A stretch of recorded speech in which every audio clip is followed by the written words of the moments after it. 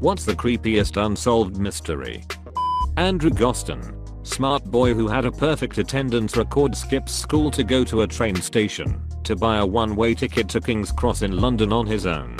As soon as he leaves the station, he seemingly vanishes in an area crawling with CCTV cameras. None of the CCTV cameras in the entirety of London had saved footage of him as the police waited 2 weeks before asking local businesses if there was any footage of him saved, and there's no evidence of him ever leaving the city. There's theories he was groomed or got snatched off the street, but that's pretty much impossible to do in such a busy area. He had a PSP on him when he disappeared, but Sony confirmed no PSN account had ever been made on his account. He had no access to the internet at home, and didn't even have a mobile phone.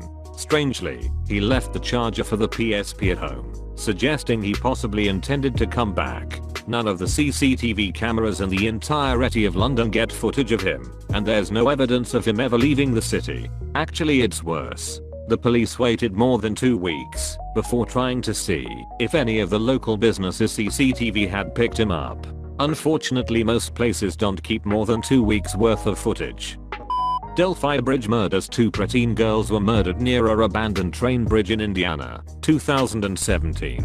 One girl got audio and video of the suspect walking toward them 2 years later, and Len is still taking tips from the public. It's surprising there hasn't been progress. It makes me think it was just a drifter passing through. The little knowledge I have of the case, it seems they have a suspect, but don't have enough evidence to charge at this stage. The police seem to be keeping a lot out of the media, which is good. I reckon they'll solve it at some stage. Times I wish Dexter Morgan was real. My favorite is probably John Lang's case. Basically, a local activist posts regularly about the Fresno Police Department and about how they were plotting against him. People thought he was crazy until he set up a camera that recorded lots of weird shit, including a bunch of cops parking across the street from his house staring at him in the middle of the night, and a van pulling up with a large camera that people theorized took thermal pictures through walls to see if anyone was inside. He posted that weekend the police was going to murder him and accurately predicted his death. The police released a report saying that he was stabbed repeatedly in the back, and then recanted, saying it was supposedly a suicide of a crazy man. Just because you're paranoid doesn't mean they aren't after you. Gotta find a way.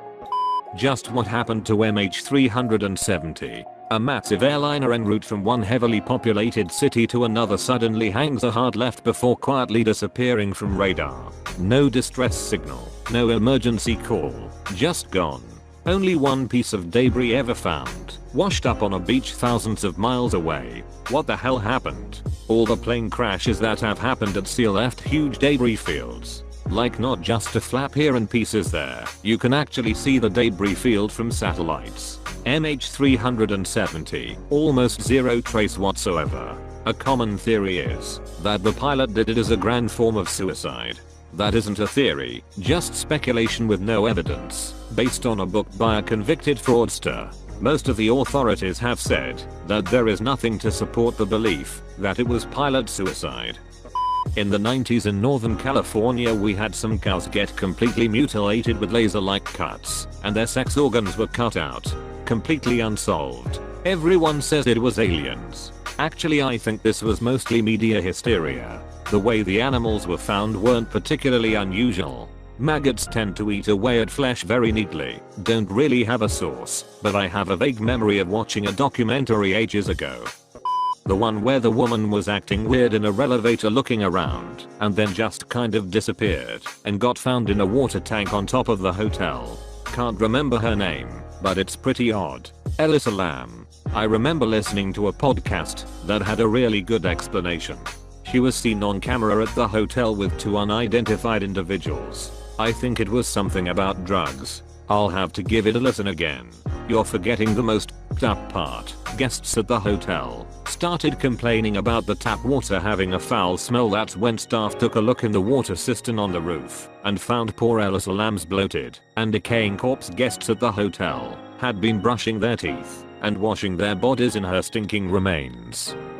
The Satagaya family murders. The killer stayed in their house for a while after the murders, as if nothing had happened. He allegedly made himself some tea, took a nap, used their computer for a bit, and helped himself to some of their ice cream.